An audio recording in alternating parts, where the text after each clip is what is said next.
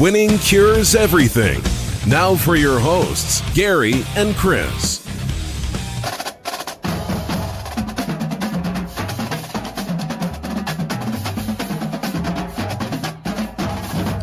Welcome in, Winning Cures Everything. It is the Monday, January 10th edition of the show. I'm Gary. And I'm Chris. And we have got some things to discuss. It is, of course, College Football National Championship Day. They do this on a Monday for some reason. The NFL, I mean, they always do their championship on a Sunday, which is the same day that the majority of them play, right? And we'll talk about that here in just a little bit. We're gonna talk about all the different storylines, all the narratives around the college football playoff national title game. But we do have other things going on in the world of college football as well. On Wednesday's show, we're going to hit all of the NFL playoff discussion, everything that's going on as we record, because you guys know that we record early. We are currently watching the Chargers and the Raiders, and they are about to go to halftime. So we're going to get in some college football conversation for our Monday show. And then, of course, Wednesday will be NFL, and Friday is a free-for-all. So we certainly appreciate everybody that's joining us today. Go ahead and do us a favor. Go to winningcureseverything.com. That is the website. You can find everything you need to know about us over there. Every segment, every clip, every show, every pod, whatever is all right there. Go to winningcureseverything.com. The show is brought to you by BetUS. It is where the game begins. It's America's premier online sportsbook, and they have got a ton of fantastic deals leading into the NFL playoffs. Of course, with the CFP national title game as well. Lots of things to find over there. Go and check it out, betus.com. I also host the BetUS College Football Show. So go ahead and check that bad boy out. There is a link in the description. Very easy to do. Chris, first off, how's your weekend been? Weekend's been pretty good. I did a lot of work, but nothing outside of the house. Like the start of the new year, when you own your own business and you're extremely small, to where I have like 5 employees between 2 different businesses, you do everything. So now I'm trying to do like end of the year wrap up for Lord. Tax purposes. Jeez, this is it's all government crap, and you know how I feel about that. So it's just a mess. The older I get, I'm going to say this is probably going to make a lot of people instantly think, well, of course, if you followed us for any period of time, you already know I'm an idiot, so it doesn't matter. The older I get, I'm honest. I'm not kidding. I think I'm becoming more of an anarchist than I've ever thought I could possibly be when I was growing up. And I'm not kidding either. So you know how when I'm totally just hijacking the show for a second. It's all good. To talk about me. You know how like years ago I talked about this. There's one book that I give everyone. You graduate high school, you graduate college as like a gift or whatever. And it is Malcolm Gladwell, David versus Goliath. I think it's the most important book I've ever read. Okay. Yeah. I use so many of the lessons there, and every year I go through it. I listen to the Audible because I can barely read. For anybody that doesn't know about that book, let me interrupt you. Anybody that doesn't know about that book, first off, Chris and I both highly recommend it. It's a problem-solving book, basically, right? Yeah. Oh no. Yeah. So when you first hear it, like David versus Goliath, it's not a book based on religion at all, but it is the coolest version of David versus Goliath you're ever going to hear that you've never heard in church. So, I think Michael Malice just put out his new book, which has been out for a year or so. They just got the audio version done. The Anarchist Handbook. Yeah. And I'm going through that now. And yeah,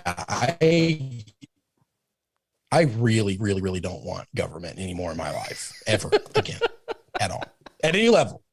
And I know all the flaws that come with that, and I don't care. Yeah. I'm a grown up, and my life is considerably more difficult because of people who want to control my life. Well, yes, so of course. That's my 2 cents about what I'm going through right now. So that's what I've done all weekend, is just comb through, and I'm months behind on doing it. There's a good reason we got till April, and it's not because people who procrastinate. If you just work a job and you get a W-2 and you wait until April, you're a lazy fuck. Okay. But it's going to take me until April to get all of my shit together. But to be fair, you did just buy a business in the middle of football season. So I know. No. Well, I have another business, but neither here nor there. All right, so we've got a lot to dig into. So that's what I did. Yeah, let's go to football. Hey, I'll tell you what I did. I watched football and I took my 3-year-old to Chuck E. Cheese for the first time. It sounds like a disaster. It was. He was a lot better than I anticipated, but it did feel just like a giant COVID cesspool. No, that part doesn't bother me. So that's one of those things where, like, I think you should take your kid there. Remember we grew up and it was just like, hey, let them get dirty, let them be around some junky people, like some dirty people, so they can get a little antibodies going. You know, you get a little sickness in you. You get a couple of sniffles a couple of times, and now you got a pretty good immune system. And all the kids today that are like bathed in Purell constantly are always the ones that are sickly. Yes, 100%. Weird. Well, Look, I don't have to worry with. Okay, I used to play one when I was little. That's the extent of my medical knowledge. So don't listen. Don't take our advice. Shit. I love it.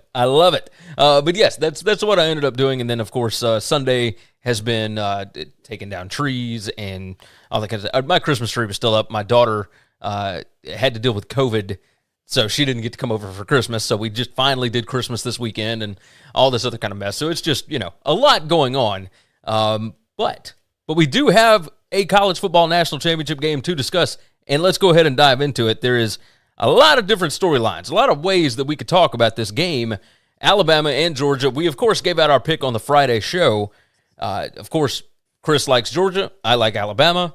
Neither of those, I think, are betting picks. Like, we wouldn't actually put using the word "like" pretty loosely there, but I'll stand by it. Well, that's what we gave out on the show. How's that? And neither of us really like, because who can tell? Who has any idea what to expect from this ball game? We've already seen it once, but I mean, if you bet against Bama and Bama rolls, like, you just look like an idiot and you feel like an idiot. But at some point in time, you feel like, well, that story is going to end soon, right? Like, yeah, I mean, it's got to at some point. But it doesn't necessarily have to be this year. So let's dive into a couple of different things to talk about with the national championship game. The first one that I do want to bring up, this is the 10-year anniversary of the Alabama and LSU rematch down in New Orleans. They played once earlier in the year in the regular season, and then they played again. This was still BCS days before the playoff, but they met again for a national championship, and that matchup begat the college football playoff as it is currently constructed. I am curious if this rematch from a month ago will have similar implications towards the future of this sport. Does this matchup, to you, Chris, does this mean that we are going to get a 12-team playoff, and will it specifically happen because this happened this season? Well, I don't know if it's going to specifically happen because of this season. I think we were on the road to that before the season started. Right, but we had so many different conference commissioners and presidents and whatnot that were very standoffish. Morons. Right? No, they're all idiots. Okay, you want to look at a bunch of people that vote their own self-interest. I'm good with you. There's massive amount of corruption there. All right, yes. Anybody who says more teams is bad for us when you're not being invited to this one, you're obviously corrupt. You're obviously being paid to have that opinion. You don't actually have that opinion. And so I don't trust anything that you say or do. And I really love that you are in charge of the honor and integrity of keeping, I don't know, our youth aligned. Like, this is why I think all these people are phony and they're full of shit. And I don't trust any of them. I hate them all. No, it does make sense. It does make what you're talking about. Their job. I'd love to have their job. Oh yes, most certainly. I think I'd be substantially better at it than they are. I do tend to agree with that. I wonder, because we talked about this, I think, right after the playoff games, and it was, okay, does this mean that they will finally quit being standoffish and all that good stuff? Because a lot of the standoff part was due to Texas and Oklahoma joining the SEC. At this point, it's, okay, well, if we do this, can we find a way to getting more teams into this so that it's not just an SEC invitational every year, right? Now, it did lead to another interesting topic. There was an article in the Washington Examiner, Con Carroll from the Washington Examiner. Now, this is obviously somebody that does not know a lot about this sport. Of course. Suggested that, and a lot of people are sharing this thing around and whatnot, and I totally get it, only one bid per conference into the playoff. Is this something that you think that they will push towards? And, of course, the SEC will not allow it. It will never happen. But do you think that something like that would actually be better for the sport? So not one bid, but I actually do think if you cut it off at 2 per conference, I actually think that appeases everybody. Because now you don't have the third best team in the SEC getting in. And because right now, the way it's constituted, like if we did it this year with the top 12, the SEC gets 4 teams in, right? I think only 3. Just 3? That's fine. Yeah, Ole Miss would be included, but yeah. Okay. So like Ole Miss wouldn't have gotten in, and that spot would go to someone else. And that's okay. And I think I would actually bend on that. Like being the guy that's from the SEC and my team's in the SEC, and we've lived this area and we cover it while we know a lot about all of the country and we cover it all. I actually think that's pretty fair. I actually think that's a pretty good compromise is let's get to 12 with the stipulation of, I don't care if you're ranked when the season's over with 3 teams in the top 5, that if you're 1, 2, and 5 ain't making the playoffs. It just don't come in third in your conference. Yes. I think that's easy enough. How do you get that? As in, let's say we have a situation where we have a 1-loss team in the West that doesn't make the SEC playoff, and you end up with an undefeated team from the East that loses to the West team. And so now you have 2 1-loss teams, but who gets ranked where? That's for the voters. That's for maybe the SEC, maybe each conference gets to determine that. Like, if you're going to have a pick, the conference gets to say, hey, we think this team is actually more deserving than that, and you get to send one. And that would make very hard job for the commissioner and for people involved. But I'm okay with that. I believe it was 2012 or maybe it was 2011. I'm trying to remember. There was a year. Baylor? No. It was a year when Alabama, Arkansas, and LSU were number 1, 2, and 3 heading into, I think it was 2011. We're ranked number 1, 2, and 3 heading into the final weekend of the season, and I believe LSU had to beat Arkansas to make it to Atlanta, if I'm not mistaken. Yes, Week 12, November 20th, LSU 11-0, Alabama 10-1, Arkansas 10-1. Alabama had beaten Arkansas, but had lost to LSU. So if Arkansas had beaten LSU that weekend, it's basically just who is the higher ranked team. And then you have to figure. So it does not happen often, but there are instances. It doesn't happen often, but we'd have to come up with a solution for that because we've had it this year. We would have had almost every year. The SEC would have gotten 3 teams in if you extrapolate it out to what would be 12 based on the rules and what we're talking about. Yes. So you've got to have something for that. But here's the thing. I'm okay with that. I'm 100% okay with that because if you're third in your conference, then I'm okay with saying you just don't get to play for number 1 in the country. Yeah. Now, is that weird to say you can be second in your conference and number 1 in the country? I get it, but I'm okay with drawing the line somewhere if it means we get to do this thing. Yes, I'm with you. The next, but 1 per conference is ridiculous. That's stupid, and that's drawn up by people who don't follow the sport at all. That's not enough. Like, that's just not enough. Yeah, I tend to agree. 2 per conference is a compromise I would make. I think I might be all right with that. I don't know that the SEC will ever okay it, but it is something to think about. Next question. Will you watch Jimbo Fisher and the Texas A&M staff as part of the college football playoff national title coverage? Because that is who gets to be in the film room this year. It is only Jimbo Fisher and his A&M staff. Is that weird to you? I've never watched those before ever, and I don't plan on starting. I go back and rewatch the film room, and you know I do this. I know. Every day after the national title, I go back and listen to what the coaches said and whatnot. I don't think I'm going to do it this year. This seems it's strange to me that they couldn't either get other coaches or they were just interested in Texas A&M and Jimbo Fisher. Like, I don't know what the idea is behind that. Now, there are, of course, there's coaches' conferences going on. I believe there's one in Nashville.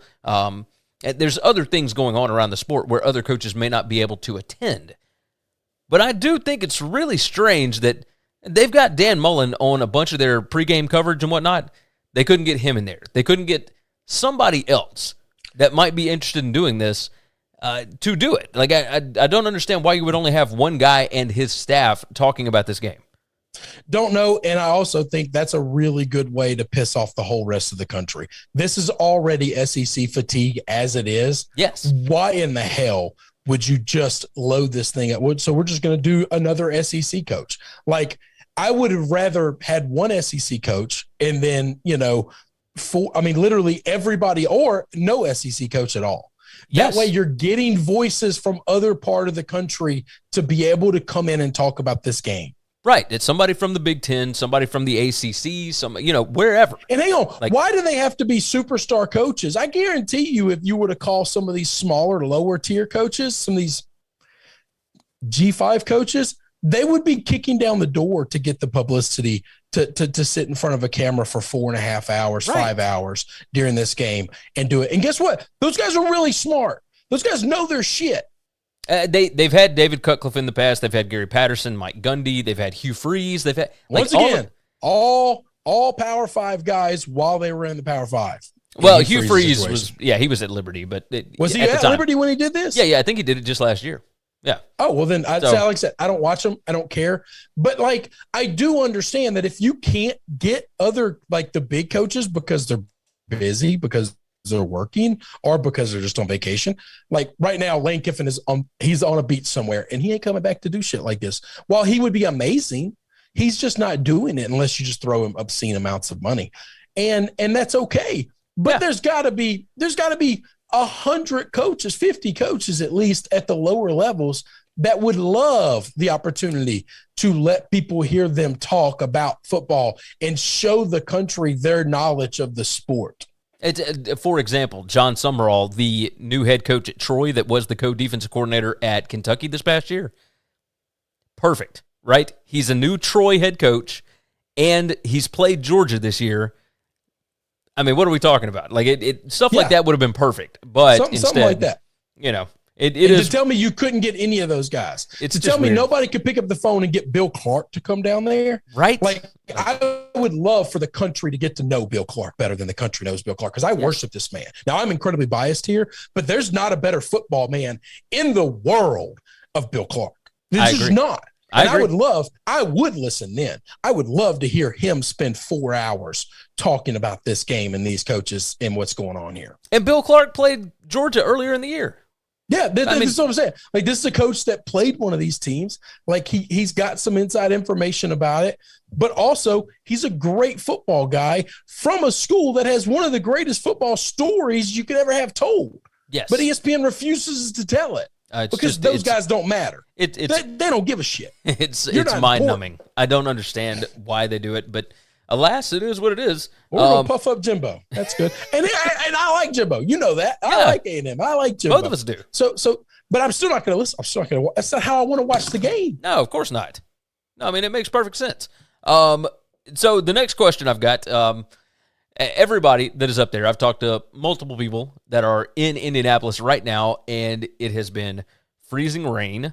One of my buddies from down in Birmingham is at the game, and he was told leaving one of the bars to be careful out there because he was going back to his hotel, and the sidewalks had completely iced over.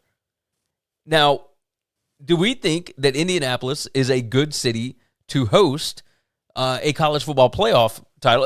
It's done Super Bowls in the past and whatnot. Obviously, it's really good for Final Fours, etc. Indianapolis is a great city.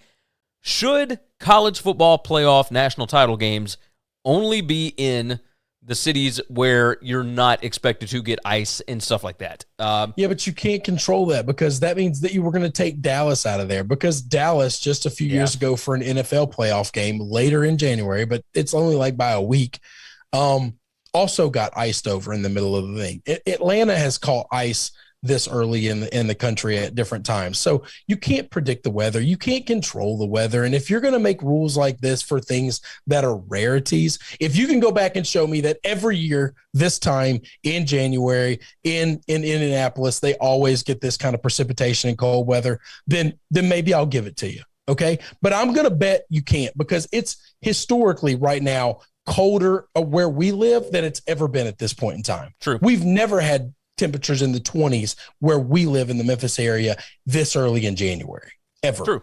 We got snow, 2 weeks after, a week and a half after Christmas. We've never gotten snow that early.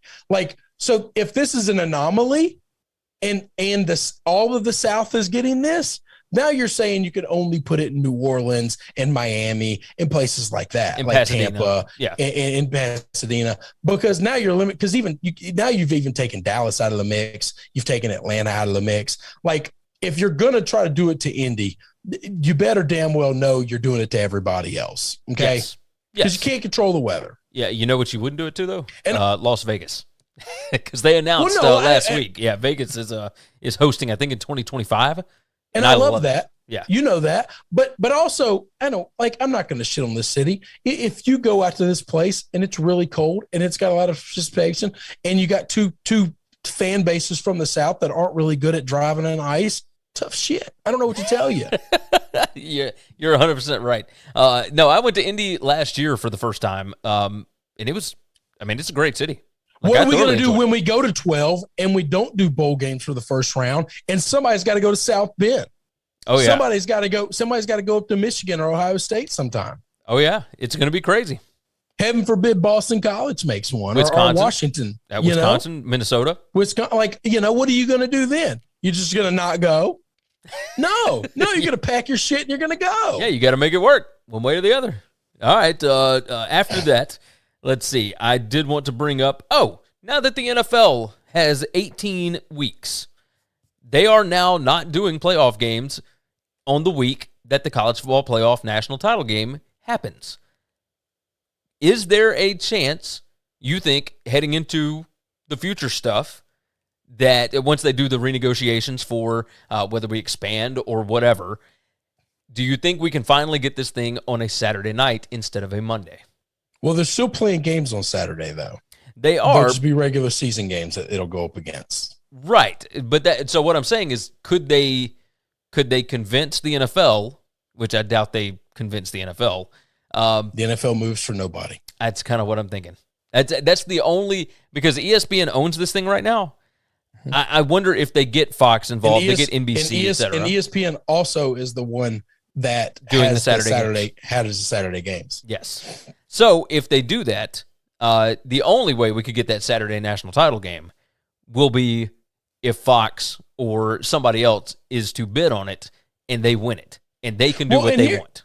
And here's the thing. I mean, asking the NFL to help you out a little bit, maybe if you throw them some money, you could figure something out. But here's the thing. The NFL games are 3:30 and was like 7:00 Saturday. But convince the NFL to treat it just like Sunday and play at noon and 3:30, and now you've got your nighttime championship game. And you got a good lead in, because everybody watches the NFL. If I'm the NFL, I would at least listen to this and hear them out. But also, listen, don't nobody give nothing away for free. Okay? No, you're 100% right. But also, this does work well with the NFL, with their broadcast partners, right? If they are willing to work with their broadcast partners, yes, that's how it might work out. Well, that's it. That's it. If you're Fox and you're NBC and you're CBS and you're ESPN and you're gonna rotate getting this game, then you got to give me a piece of the pie when we're negotiating our deal. I like it. But it wouldn't be hard because they just play two games. And so you just play one at noon, one at 3:30, just like every Sunday, noon games, 3:30 games. And then you're done for the lead up for basically Sunday Night Football. Sunday Night Football would now be the championship game. I like it. I'm good with that. I'm totally good with that. But the NFL is not going to do it for nothing. No, of course not. And here's the thing. And I don't know that I think they should. No, everything's negotiable, right? That's right. Everything's negotiable. Finally, the last thing that I want to bring up about the game, this one actually has to do with the game, and that is what will a win or a loss mean for Kirby Smart? Now, I've got some ideas and whatnot, but I'll let you have the floor first. I don't think a loss means anything. I mean, a guy that's bullied you and beaten you your entire career so far, it just bullied you and beat you again. Like I don't think that matters or means anything. It didn't change anything for him, right? At some point in time, would it one day convince all these kids that are going to Georgia that no matter what kind of talent we have here, we're always going to lose those other guys? So why keep picking Georgia? Like, other people have beaten him, but Georgia hasn't. So why are we trusting it in Kirby? That could be the only thing, but even then, I don't think that's a real possibility, but I don't think it matters. A win, however, changes everything, because they have been the only team to beat Alabama in recruiting the last couple of years. They're the only school that has gotten a number one recruiting class over Alabama ever in the last 5 years. So that it solidifies him and it puts him in a place where, it's been 40 years since, Georgia's won a championship. Everybody else almost in the SEC has had their turn, especially all the big boy programs have all kind of rotated through there and all gotten their rings in that 40-year span. And they're the one big boy left, wanting. Right. So I think it changes a lot for him. So a lot of the powerhouse programs just in the Southeast, right? Clemson, Miami, Florida State, et cetera, they have all had theirs. Georgia. You're talking about, we're going 40 years. You're talking Georgia Tech's had theirs. Yeah, Georgia Tech in 1990. We're not just talking LSU, Auburn, Bama, Tennessee, those teams. We're talking teams that are in your state that are significantly smaller than you. Now, that was a long, long time ago, but still. Yeah. I mean, it was just 9 years after. Since you've last won, they've won. Yes. And there's no reason for that. No, you're 100% right. Auburn, LSU, Florida, Tennessee. I mean, you keep naming it, and yes. And Tennessee, Florida, and Auburn are got to be the three that stick in your craw, because those are your biggest rivals as a team. We can say Georgia Tech is an in-state rival, but they don't play in your conference. It ain't the same since they've left the SEC years ago. Even still, that means all four of Georgia's biggest rivals. All four of your rivals. Not including Alabama, which I think is a more modern-day rivalry, right? But that's not a rivalry. That's just not a rival. You can't just say we're the two best teams, and so now we're a rival. That's just not – it has to be more than that. Agreed. You play those other four teams every year. That matters. I don't believe that a loss means anything for Kirby.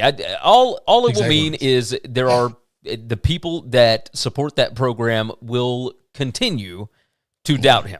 And that's it. At the end of the day, Nick Saban is over 70 years old.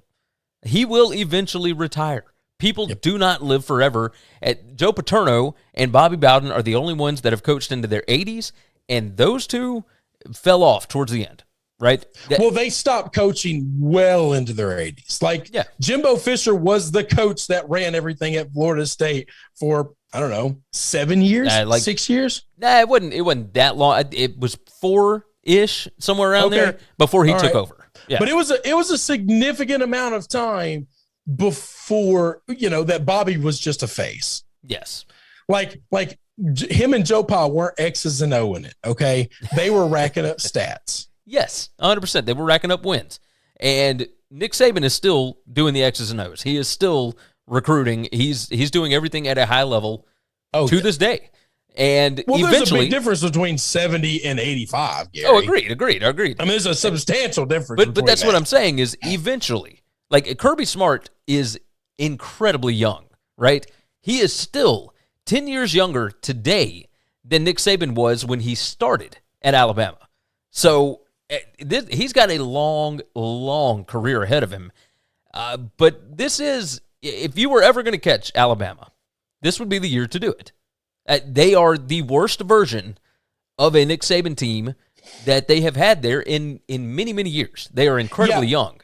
There's a reason Georgia was a huge favorite going into the SEC title game, because we had 12 games of data for both these teams, and Alabama looked worse than Alabama's ever looked, and Georgia looked better than Georgia's ever looked. Yes. And And there's a reason. Now, you give Nick, an extra week and all this time. I don't know. I can't explain the national title game because it just the SEC title game. Yeah, the SEC title game because it didn't match anything. It didn't match anything that we've seen for 12 weeks. I will tell you. So this will play into the next, the last question regarding this game.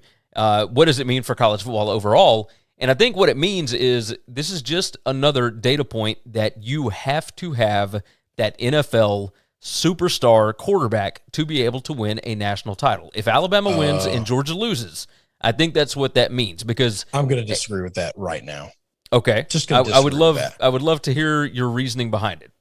Well, because if Stetson Bennett plays fine and this is a low scoring defensive slog, but either both quarterbacks look bad or both quarterbacks look good, and Georgia ends up losing this game, then that doesn't mean, they didn't have that NFL quarterback, so they can't win. Like I just refuse to believe that because I think this Georgia team is really, really good. Okay. I agree with they can win in spite of him. Here's the thing. If Georgia wins, then what you just said gets definitively crushed. Right. Because there's no way on earth Stetson Bennett is a big-time NFL quarterback. Correct. And that's what I'm saying is that is the narrative coming out of this if Kirby Smart and that massive defensive front and whatnot. That might be a narrative, but it's not true. It's not accurate. It's not right. You don't have to have that guy. And also, remember, Alabama had that guy, and that guy hasn't translated into the NFL really good to be that superstar NFL quarterback yet. Agreed. He is a so let's be real careful about that. Those guys get drafted early a lot, and then they're fair to middling. Okay, right. So what does that mean? Do you think that there is so basically we don't know that they translate necessarily, right? Tua has had flashes of brilliance in Miami, but he's also faltered a little bit. Mac Jones, kind of the same thing. Don't gloss over that. You can't say he's had flashes of brilliance and then faltered a little. He's been the definition of mediocre in the NFL. Right. Would you say the same thing about Jalen Hurts? Yeah, I think I'd say the same thing. Would you say the same thing about Mac Jones right now? Absolutely. Okay. Now, there are a ton. The definition of mediocre between all of them. There are a ton of NFL scouts. And then there was a decade between them and like A.J. McCarron, which was the last Alabama guy that came out that got an NFL job for a long time, and he wasn't worth a shit. I'm saying that this is a recent trend, right? If you go back through... Yeah, take Alabama quarterbacks, and your quarterback will be mediocre. But that's not what I'm getting at. Take an LSU quarterback. We don't have many. We got one, but he's pretty much a superstar. Right, that's what I'm saying. So 2020, you had Mac Jones win a national title, right? And first round, he's now taking the Pats to the playoff. Obviously, that's not Mac Jones. He didn't take the Pats to the playoffs. Right, agreed. I'm saying that he is the starting quarterback of a playoff team, right? Okay. I'm not saying that he's Hurts good. Is the starting quarterback of a playoff team, too. I'm saying he was a first round NFL quarterback. If he wasn't a good NFL, if he wasn't, what's the word I'm looking for?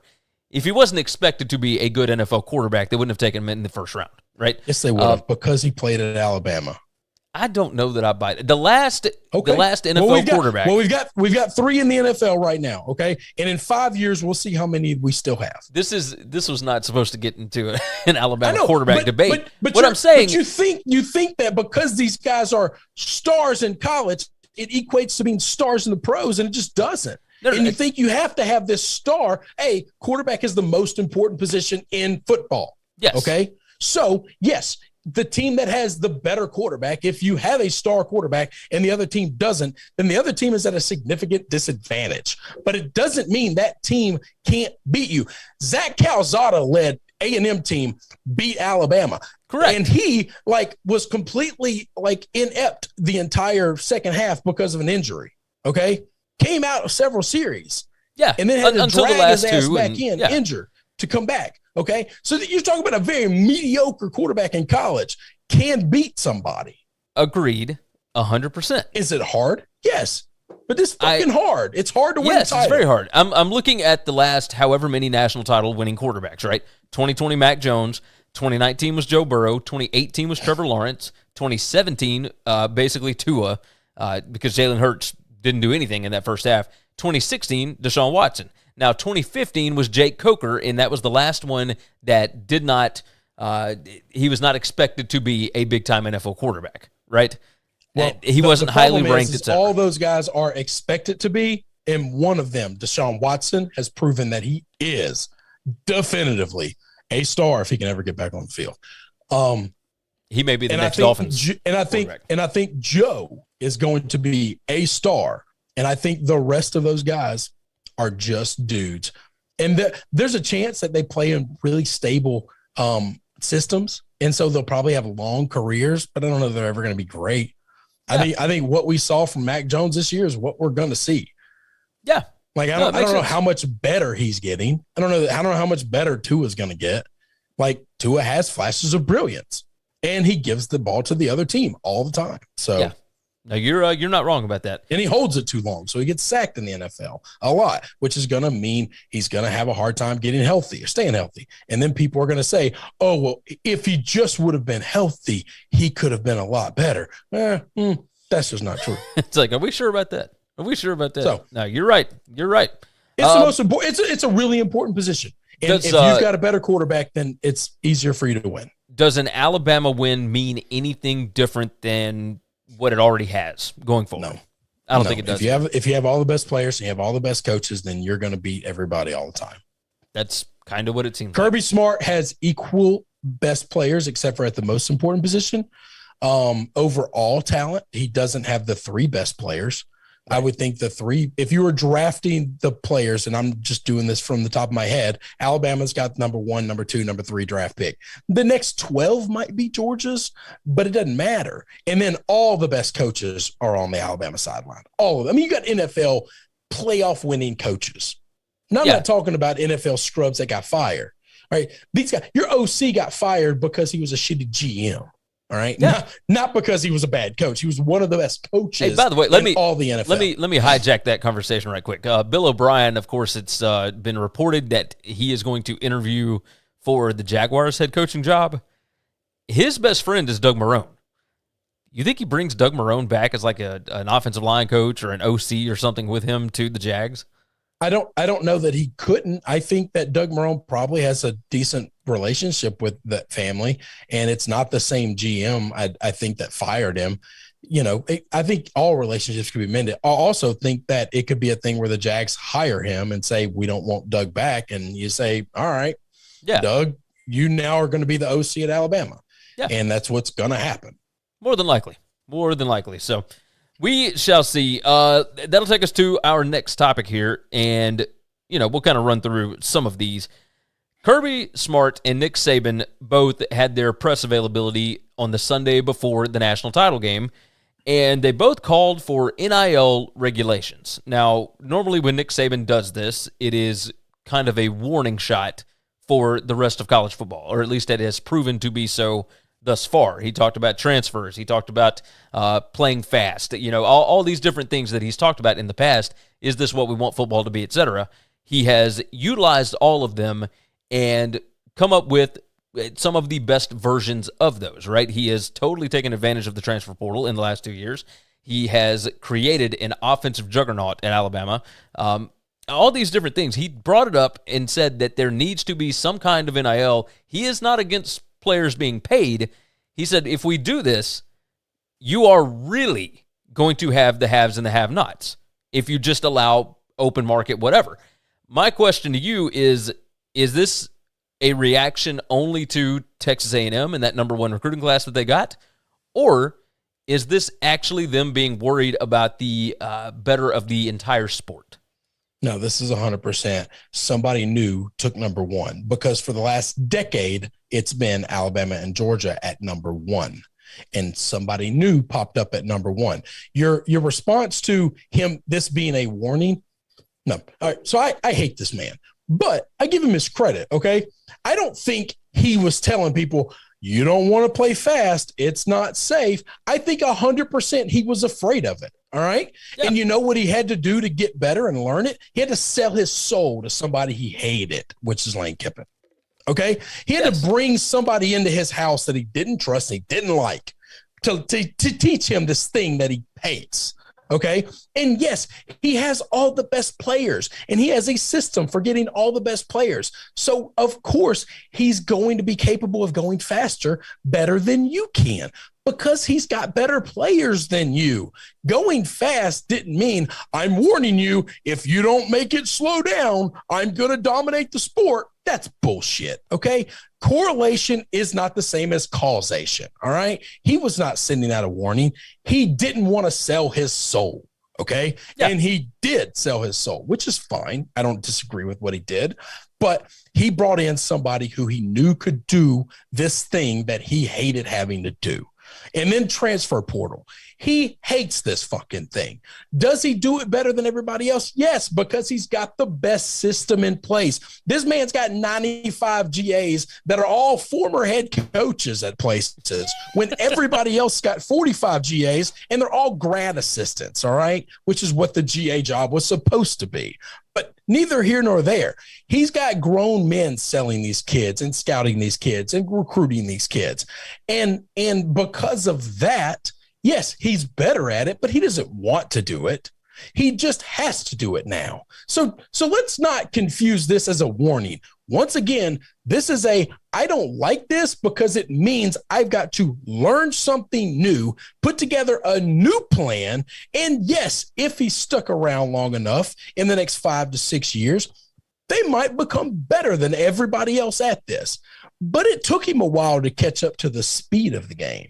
Okay. Yeah. To playing fast. He didn't do that very well. Thankfully, he had the best defenses the world has ever seen. And the other schools that were really good at football at that time were Auburn and LSU.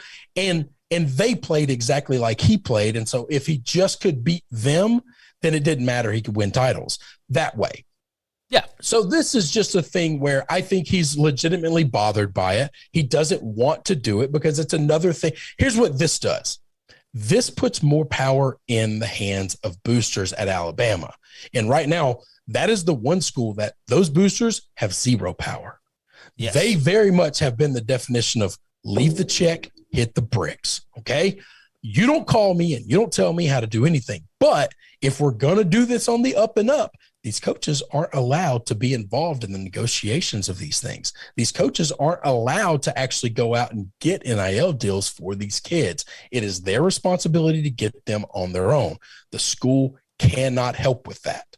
And so this now gives his boosters a lot more power and a lot more influence over his kids. And this is a guy that only knows how to rule with fear and with an iron fist. I absolutely think it's something he's afraid of. Does that mean that if he sticks around long enough, he won't be better at it than everyone else? No, that's not what it means at all. But I do think he's going to struggle because while Alabama has some big money folk, at some point in time, they've won a ton. And these big money folks have been given tons and tons of money to the school. Yes. But these other places, they haven't won at all. A&M, Texas has been a long time. A&M, it's been forever. You've got some big money schools all around the country that haven't won in a long time or haven't won ever. And now they're going to start ponying up. And all they have to do is say, let us get a top 5 recruiting class 4 years in a row, and we're at this table. So I don't need you boosters to give for a decade. I need for the next 4 years for you to give until it hurts, to make sure we get the number 1, number 2, number 3, number 4, number 5 recruiting class in the country 4 years straight. And you do that, and we're playing for this title. You and I obviously feel differently about Nick Saban, which to be expected, but I think that you and I were dead on the exact same when thinking about this exact situation. My thought process was Nick Saban does not want to have to count on boosters for anything other than dropping a check. That's right. And in this situation, it all comes down to them actually securing these deals with the kids, right? And that'll take us over to our next topic here. It has been reported that Texas A&M boosters paid nearly $30 million to ensure that number 1 recruiting class for Texas A&M. Now, obviously, the school, the coaches, cannot be involved in securing these NIL deals. That does not mean that they are not doing it, right? I am sure that Jimbo Fisher and that bunch had at least some semblance of a finger on the pulse of what's going on. It is reportedly that they created a company that is specifically created to pay NIL for players. $30 million for 28 guys that have already signed. Seems like a pretty good deal. I think it's absolutely genius. Seems like a hell of a deal, and that's over $1 million a kid. And now you're changing these kids' lives. Yes. And you and I both have said this in the past. We love this. Yes. But at Alabama and other places where the coach has full reign, full authority, and does not want to count on the boosters for anything other than dropping off a check at the door and just enjoy the wins when they come in, you rely on them for more than just that, right? You can't be in control of this. And I think that's something that scares Nick Saban. But this, for Texas A&M, this is genius, right? This is absolutely what they needed to have happen. A&M has been really good recruiting since Jimbo got there, right? They were pretty good at it with Kevin Sumlin. They'd have some big years. They'd have some drop-down years, etc. That's typical for this sport. They have not been... Jimbo's been consistent. Yeah, he's been a consistent top 10, borderline top 5, all 4 years that he's been there. He has never been this. And all these reports, I think Bro Bible and Fansided and, of course, message boards galore and whatnot have been the ones to actually report on this because you can't find a lot of information about this, right? It's a nonprofit. It's something that they have delved up. They've created something in the state of Texas in order to basically funnel money to the kids. Yes. And we love it. Yep. Like, this is something that should happen anywhere that wants to win. Right. Hang on. And I didn't mean to marry these two things. I spoke earlier about how I'm becoming an anarchist. Yeah. These two old bastards wanting to regulate. Listen, regulation is the cause of all the problems that we have in college football right now. Major college athletes right now is because the NCAA has its head up its ass, and it has for a long, long time. Okay. They don't protect these kids. They don't give a shit about their safety. They don't give a damn about their education. They are complete and utter frauds with everything they do. They just want to make money. They're nothing but whores. That's all they are. I've said it before. I'll continue to say it. Getting these kids paid and taking the wheels off, having no regulation and letting it just be a free-for-all. Heaven forbid we have quote-unquote chaos until some kids start getting hurt or start getting in major trouble, any more trouble or hurt than they did before this, then you can bring that shit to me later, okay? But right now, poor black kids are getting paid. 80% of these, 90% of these kids aren't going to play in the NFL, all right? They don't have a payday. And if you think that degree's going to carry them, you're talking to a dumbass that took 7.5 years to get a college degree. Never used it a day in my life. I just went into massive debt to get it because my mother wanted me to get a degree. She wanted her son to have one. And you know what? I did that. And it cost me an obscene amount of money, all right? And it took me a long time. And at no point in time did University of Mississippi ever help me get a job or do anything to improve my quality of life after getting that degree. All right. So if you think that's going to carry these kids, you are sadly mistaken. Now, I'm certain there are some schools out there that have a network of people and they take care of their graduates. I think those schools are rare, and I think almost all of them are private. I don't think any of the state schools will operate that way because they're too fucking big. They got too many damn people. They can't take care of all the kids. So I think it's good that these kids are getting paid. I think it's great that these kids are going to take care of their family. If you got $1 million to go to A&M and you had to sign some paper saying you're going to stay at A&M for your 4 years of eligibility, which I'm pretty sure contracts are being written up and you're not just getting this money for nothing. Okay. I think some of these kids are getting these kind of dollars and they're not going to ever hit the transfer portal because I'm going to bet there's language in there to prevent that. But now, because you're paying them, you can put language in there for that. So I think that's a fantastic idea. The difference is you put $1 million in a kid's hands that's broken, poor. Is he going to piss off a bunch of it? Sure, he's going to fuck off a lot of it. But I guarantee you he's going to pay for mom's house. He's going to pay for mom's car. They're not going to have another Thanksgiving where they're waiting in line at a food shelter somewhere hoping to get a turkey. Those days are gone. Those days are done. You can change these people's lives for generations with one recruiting class because you were good at high school football. You don't have to go play pro. You can now focus on college. You can actually use your degree for what you want because you got some money in the bank.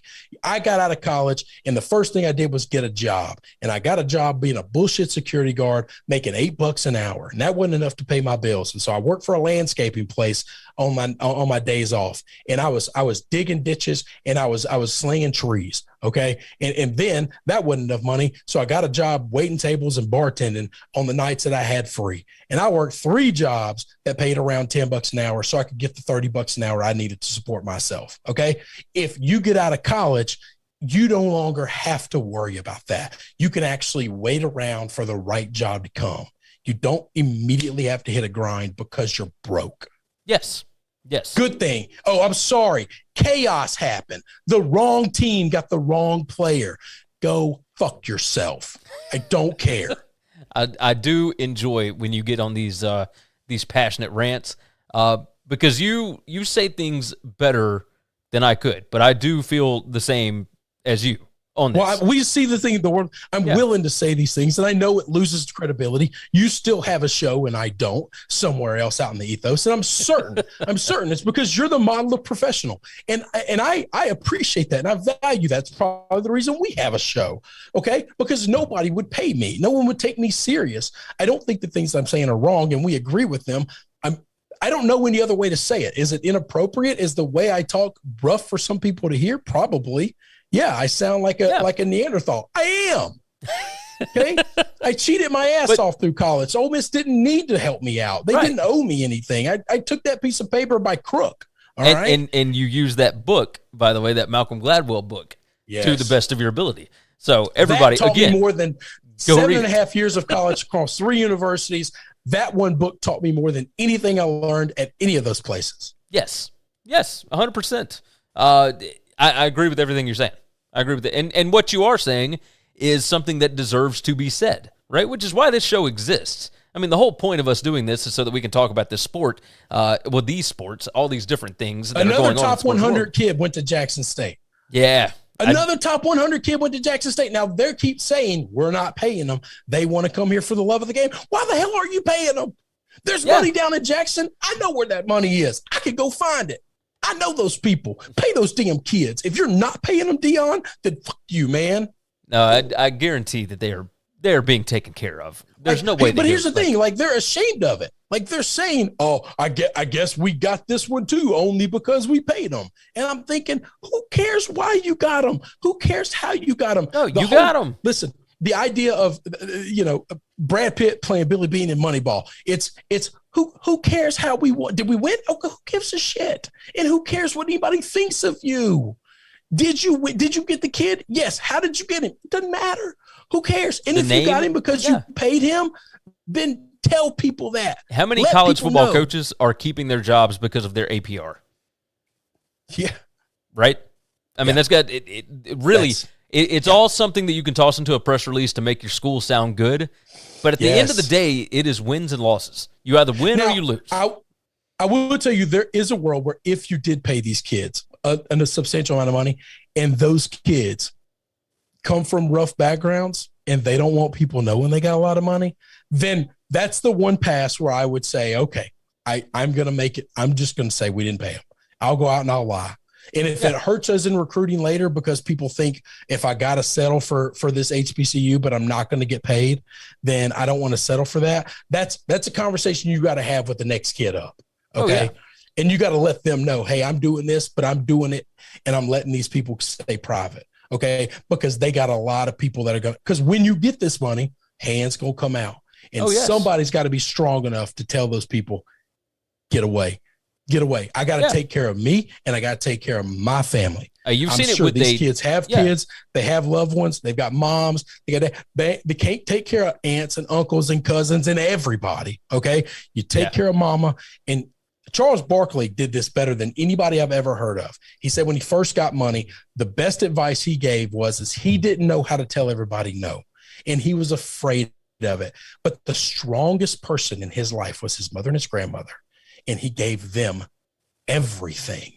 He keeps literally, he said, and I don't know if he still does this, but he said he kept half of his checks for himself and he gave his mom the other half of everything.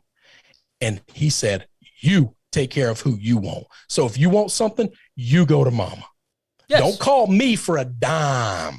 You go to mama. And if mama thinks you're worth a damn and you could convince her because she had a better bullshit, meter on her. Yeah. She knew how to handle this family. Well, she was the matriarch of the family. Think about how young those guys are, right? We've seen it multiple times with kids that when they first get drafted into the NFL. Trent Richardson was a big one, right? Yes. As soon as he got drafted, immediately everybody that he went to school with, that he was buddies with, etc., everybody wanted their cut. And he didn't know how to handle it, and it cost him. Yep. Not just money, but it cost him with his career because he couldn't separate on the field and off the field, right? And there's a ton of guys that have done that, and that's somebody that had 3 years of college, right? We're talking about kids that are fresh out of high school. Yep. Like, it's impossible to do. I don't even know how we got on that topic, but it's the same. It all ties in together. What Texas A&M is doing.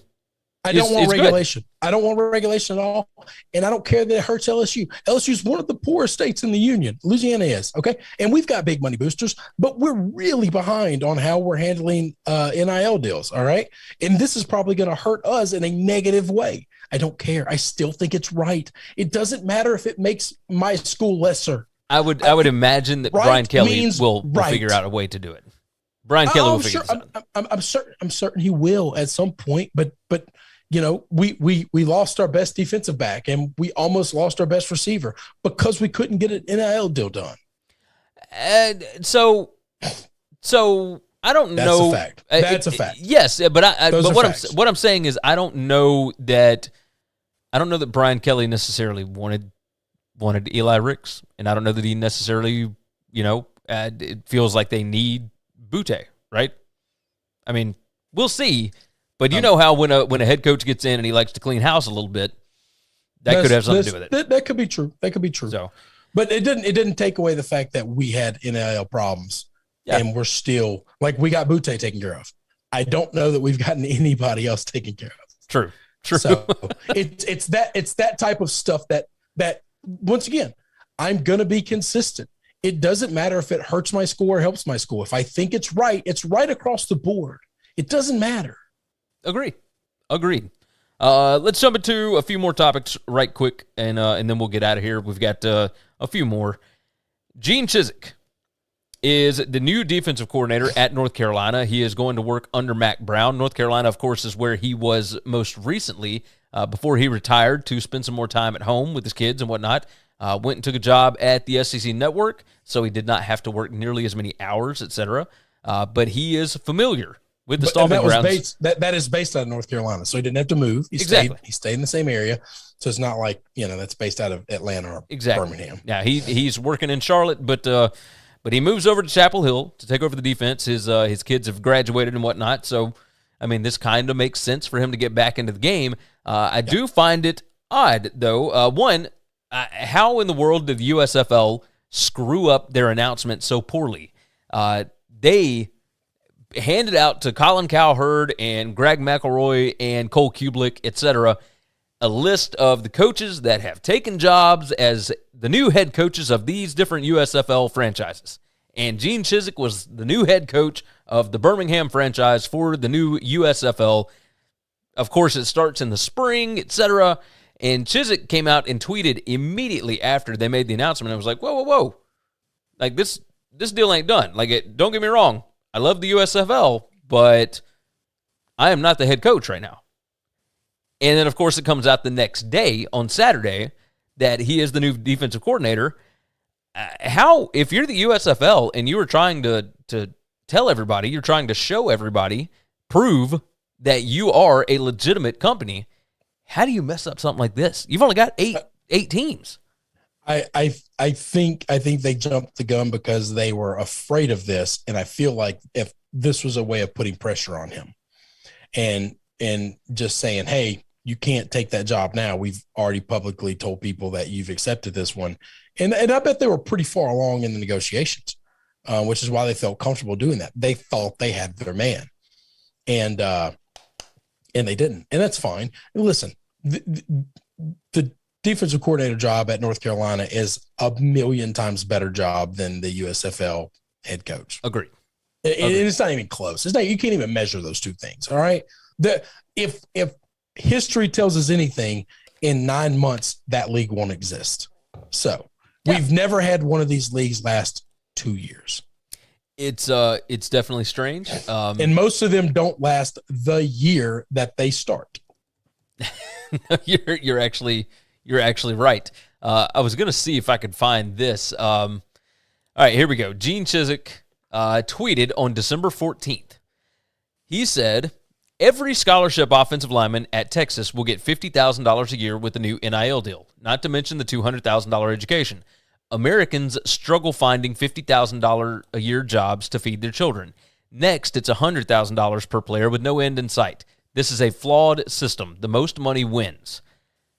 So he came out against NIL deals, and now he takes a college head coaching job at a place that I believe. Nope.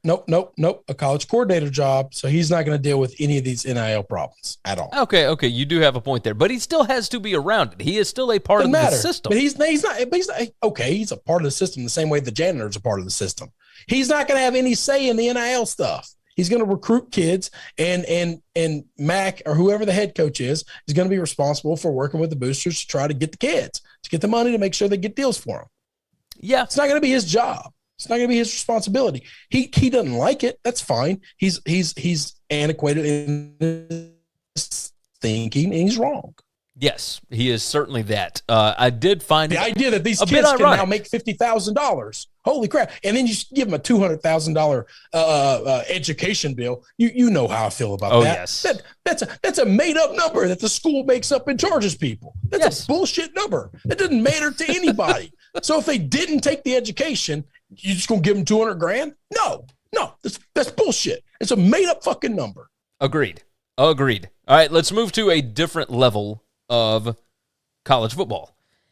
North Dakota State is the FCS champions again, 9th title in the last 11 seasons. They beat Montana State. I think it was 38-10 was the final. Pretty beat down. And it was, yes. And if you watched, God, if you like offensive line play, you saw the pushes. I'm talking this offensive line pushed that defensive front for Montana State a good 4 or 5 yards off the line, snap, every snap. Play. It was so ridiculous. It was a lot of fun to watch. If you are rooting for North Dakota State, if you were a Montana State fan, that's rough. That's very rough. Long day. Cold, miserable day. So it leads to a couple of questions, right? First off, could North Dakota State win the MAC this year? I saw these two questions on Reddit CFB and thought, man, that would be a good topic to discuss for a little bit. Do you think they could have won the MAC in FBS? It's a hypothetical that we'll never know the answer to. Right. So, I mean, could they have competed for the MAC? Sure. Could they have won a lot of games? Yeah. Would they have won it? I don't know. Probably so. I mean, it wouldn't surprise me if they moved into the MAC and then won the MAC. They have a fantastic system in place. We saw App State dominate at that level. Yes. And then come into the Sun Belt and then instantly take over winning the Sun Belt or competing for the Sun Belt every year. I don't know that App State's ever finished less than third in the Sun Belt since they've came in, right? Correct. They have been dynamic and awesome. So that wouldn't surprise me. It wouldn't shock me if they moved into a lower level conference like the MAC and instantly, became very competitive. They're really good at football. And now you say that about different G5 conferences. I don't know that they would be able to do that in the Mountain West this year. I think they could be successful, but that's a different level. Well, yeah, but I don't know they couldn't either, though. Agreed. I don't know that they wouldn't. They've got a really good system, and they've got really good players that fit that system, which leads to the next question that I saw, which is, as a mid-level recruit, would you rather play for a G5 school knowing that you had no shot at a national title, or would you rather play for North Dakota State? See, some of this all depends on where you're going to school and what life is like. Like, I've said it before. If I wasn't a major college football player, but I could have played football at any G school I wanted, G5 school I wanted, who's not picking San Diego State? Right. Like, who doesn't want to go to school and have somebody else pay you to live in San Diego? Right? Like, that just seems amazing. And you're telling me my option is to go struggle at San Diego State to be competitive at the mid to upper level Mountain West, or I can win championships, but I got to live in North Dakota. Right. I'm going to take San Diego, but Yes. that's my priorities. Those are things that I care about. All right. I want a little bit of a life. I'd like to have some restaurants to go to. I'd like to have some bars. I'd like to have I need a big pool of the opposite sex to choose from. Have you seen me? I can't walk on a campus of 200 people and hope that one of those 100 of the opposite sex finds me attractive. That's not going to work out well for me. All right?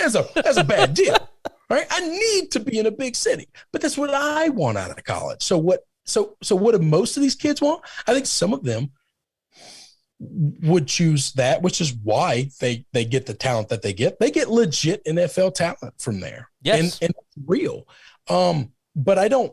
Well, it's talent that still needs to be developed, right? And that's the difference. I don't know that enough is coming from there to sway the mid-level guys, because some of these college towns, and I picked San Diego, but some of these other college towns, Boise is an awesome town to live in. Okay. Yeah. Awesome. UCF, FAU, oh, well, now you're getting into the South and you start getting into the Sun Belt and those types of areas. You got some really cool areas, but even in the MAC, like you're in Midwest, but the Midwest area of a lot of these college towns, they're quaint, they're nice, they're big enough. You're a good drive away. Like, you're usually 45 minutes or an hour away from a good city. And there's lots to do.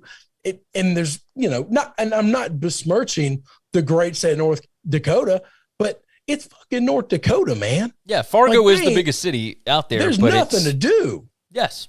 I mean, it's rough. It's very rough. There's a reason they're really good at football, because they don't have anything else to do. You were not wrong. You were not wrong about that.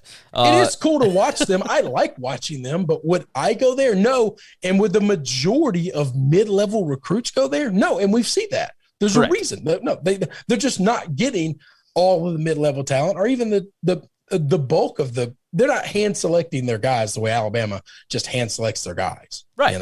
Right. We've got two more topics to hit. Jim Harbaugh to the NFL. Does this look more likely to you at this point? So when you told me about the report that he's actually telling recruits he's considering this, let me hit that first. Reportedly, he told a recruit, and now he may have told multiple recruits, but there's been at least one on record saying, yeah, he told me he's going to entertain NFL offers after this season. Along with that, he is reportedly calling potential assistants for NFL jobs. That tends to, now obviously that's something that you would do regardless of the situation. If you think there is a chance that you might leave and go somewhere else, you always make sure that you are prepared for that. So that doesn't necessarily mean. The idea that he's telling recruits, though, is a big deal to me. That's a big thing. And let me tell you this, how many coaches would actually have the integrity to do that? We like to people, I don't say we, because I have been the defender of Harbaugh out of all the people that I know, more than anyone else. He's a prickly guy, okay? He's a difficult guy to work with. He's a kind of a weird, awkward guy. But this is pretty stand-up-ish. This takes a lot of character. Yes, most certainly.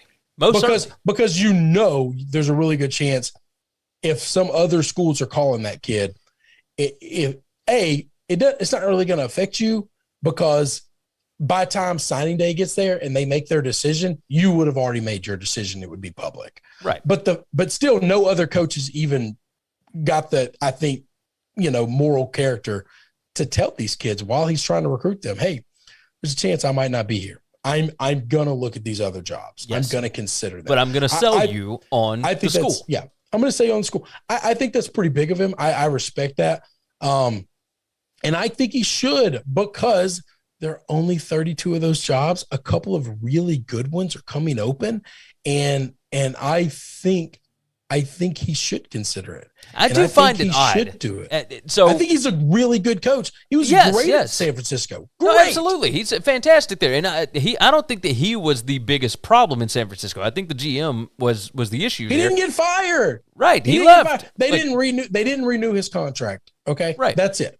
That's what happened. So he was an asshole to the owner, and the owner wanted somebody who would kiss his butt. And as soon as Harbaugh left, the exact same roster that he made the playoffs with year in and year out and took to a Super Bowl, that next head coach and the next head coach after that and the next head coach after that had 3 of the losing the seasons in 49ers history. Okay? Yes. Harbaugh held it up. Yes, he most certainly did. I did find it odd that as soon as that report came out last week, you and I both totally understood why he would look at NFL jobs. Oh, yeah.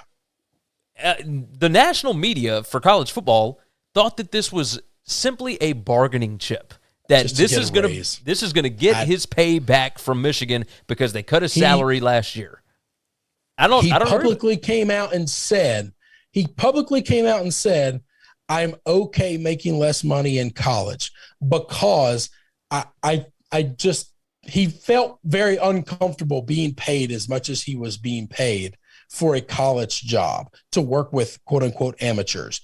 You can't say that and then hold your school hostage. If he does that, then I'll question his character more than ever. If he stays at Michigan and he gets the $9 million again, then I will strongly question everything he ever says. Okay. But I don't think that's happening. I honestly don't. And let me tell you something. Most college writers don't know a gosh dang thing about the NFL, all right? 90% of them pay zero attention unless they're a fan of a team, and then they pay attention to that team. They think because they cover these kids in college that they know a shitload about them in the pros, and they don't. That's why it's all college writers that talk about Tua and Mac Jones being great in the NFL. And it's all NFL writers that look at Alabama or that look at the Patriots offense and the Dolphins offense and saying, that's the reason that team's not going farther. Yes. It's because the offense isn't good. The defenses are great. Like there's a chasm, and their job is hard. They got to cover a ton of teams and a ton of players and a ton of kids in college. Okay, so I know they can't cover the NFL very well, but that means don't speak on this shit because you just don't know it. Yes. You just don't. So it kind of leads us into who's next. Like if Harbaugh does take the job, and there have been positive reports coming out that he could stay at Michigan and whatnot. Yes. And if he does stay at Michigan, he will probably be given some kind of a bonus or some kind of. I think he's going to get a sweetheart. I think he's waiting for a sweetheart offer from the NFL to come. I think that is going to come, but I don't know that. I don't know that either. The names that have been rumored or bandied about, if you would like to say that, are the same ones that got rumored last year when everyone thought he was going to get fired.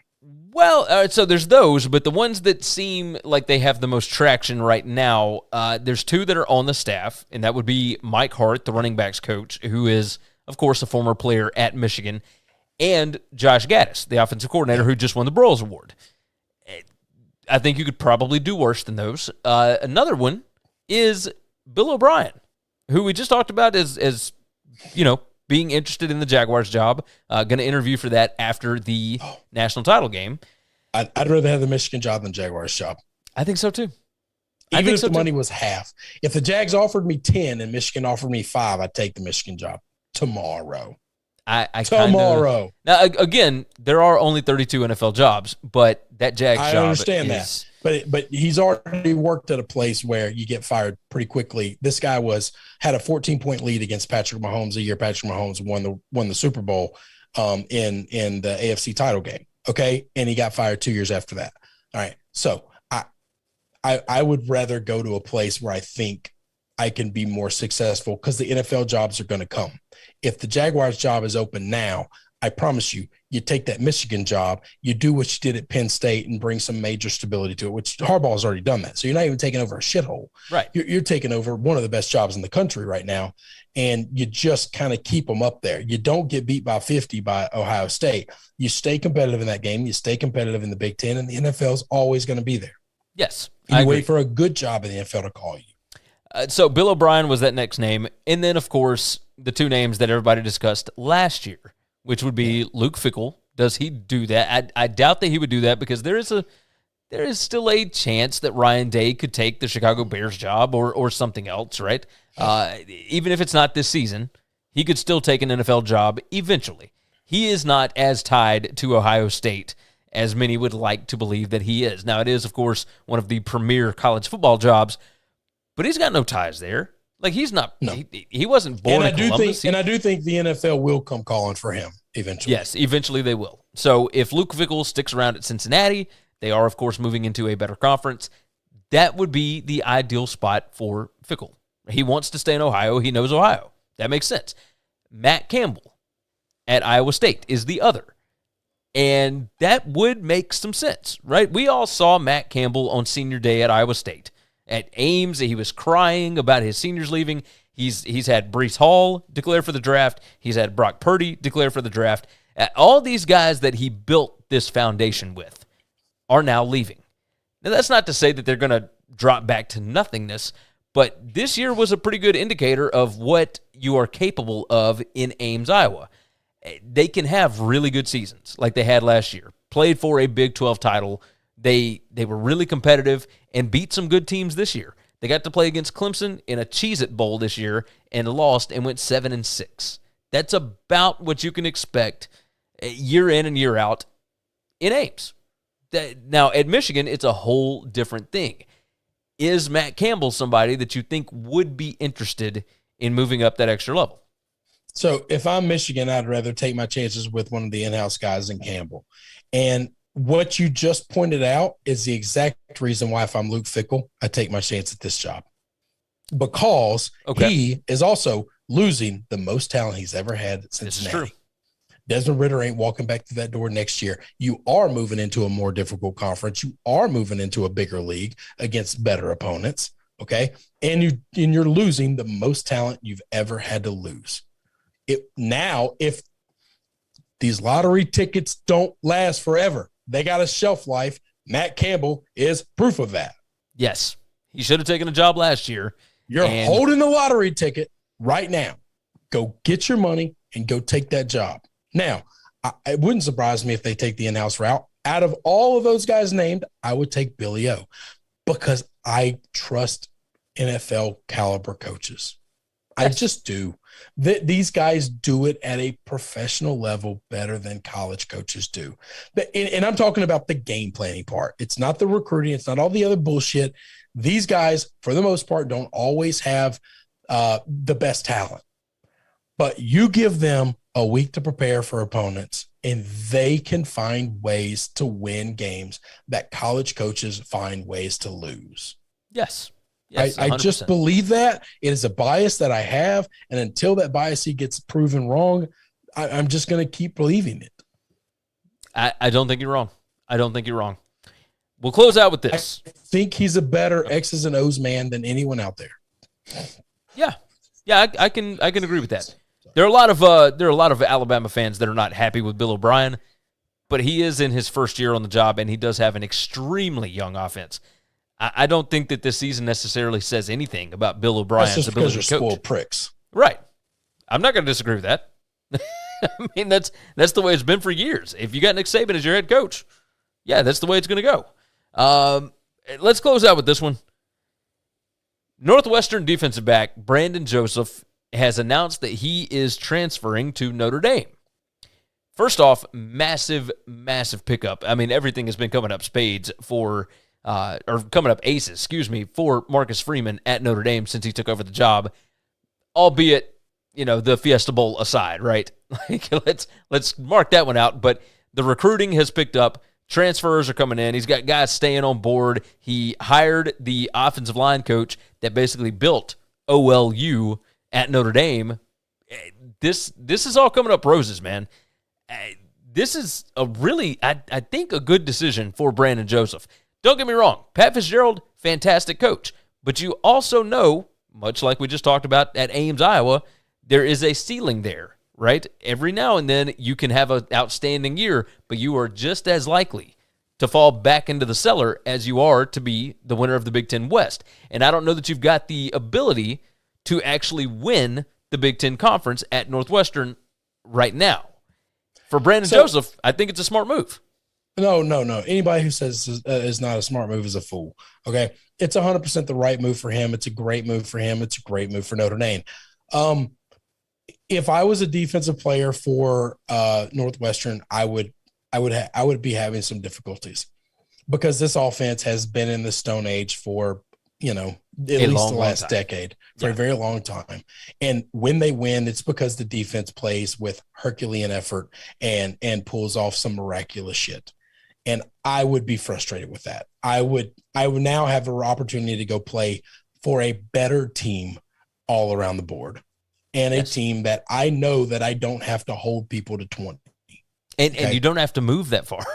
Notre Dame and Northwestern are not far away. You're staying in the private school world. You're the way things are done at Notre Dame aren't a whole lot different than the way things are done at it's not like you're moving from UCF to Notre Dame, right? Where you used to party in Orlando every night of your life and kind of able to get away with whatever the hell you want. And now you're going and living in a dorm at Notre Dame. And like you got nuns and brothers, whipping you with rulers, kind of keeping you in line. This is not anything that he's, outside of, Northwestern is a very, very small, private, very well-respected school. I love Pat. I think Pat is a great coach. He is terrified to hand the reins to the offense to somebody young and innovative. We thought when he hired Bajakian, that he was going to do that because Bajakian ran a very spread, kind of high-powered, still rushing, but spread offense. And no, he brought a guy in that ran that style of offense and said, nope, you're going to run power. You're going to run I formation. We're going to run it with big, fat, slow running backs instead of super athletic running backs. This is you're never going to have a great quarterback because we're just not going to value that position enough in recruiting. And that's been a struggle. That's been a problem. I think but we've had this conversation before, right? Yeah. Like there's been multiple times where I see defenses play so outside of the norm of how good they can be. And offenses just give the ball away. And I tell you all the time, this is why I would be a terrible player. This is why I wouldn't work very well. Is because I would have a hard time going into halftime and not kicking the shit out of somebody. Okay. I'm going to walk to the other side of the field and I'm going to start slapping folks. All right. Because we're doing our job. And at some point in time, yes, we're all a team, but we can't all be a team and win as a team when we're the reason we're winning and you're the reason we're losing. At some point in time, you got to be a part of this damn team too. You got to actually do your job and do it well. And that offense for Northwestern, even the year that they played in the Big Ten title game just 2 years ago, and 2 years before that, it doesn't matter. They're still awful offensively. The offense was not the reason wildly predictable. They're wildly predictable, and they're just awful. The defense has been ungodly good. Their offensive line, ungodly good. Doesn't matter. That offense is it. When you become predictable, even bad teams can beat you. Yes, you are correct. All right, I have got that as the last topic for us to hit. Is there anything else that you would like to discuss today? No, right now the Raiders are currently kind of kicking the shit out of the Chargers. Yes, they are destroying them. It's 28-14 as very we shocking. End this. So didn't see that coming. Most certainly, both of us had the Chargers minus 2.5. Greatest part of my weekend was Carson Wentz just proving me so right. Oh my God, it's so good to feel right, wasn't that? They gave up a first-round draft pick now because of how much he played and how many snaps he took. It's so frustrating, isn't it? Like if you were a Colts fan, like does this cost Frank Reich his job at some point? No. At some point in time, you just have to. This is what the Houston should have done. You sit the guy down and you say, "You're a great coach." You get no more personnel decision-making abilities whatsoever, which he's not the GM. He's not the overarching guy that makes all the decisions there anyway, but he obviously had a lot of influence. No, you've lost your right to have a lot of influence. This guy was good for 8 weeks of the year. And not good, he was great for 8 weeks of the NFL, like 4 years ago. Okay. And people thought he could be an MVP. And then he's never been good. He was never good before that. And he's never been good after that. And I'm not talking about that level good. He's never been good. Do you think that that's what happened with Joe Brady? Do you think Joe Brady told Matt Rule, like, hey, out of all these different quarterbacks that are available, go get me Sam Darnold, and I bet I can do something with him? No, I don't think Joe Brady had any influence on the offense at all or the personnel at all. I think Joe Brady is very young. Joe Brady had gotten hired for his second full-time job that he ever had in his life. And I'm going to bet he came in and said, whatever you bring me, I'll work with the best I can. I think he had zero say and zero opinion, because what would you say to the first day you walk in to the second full-time job you ever had in your life? Probably the exact same thing.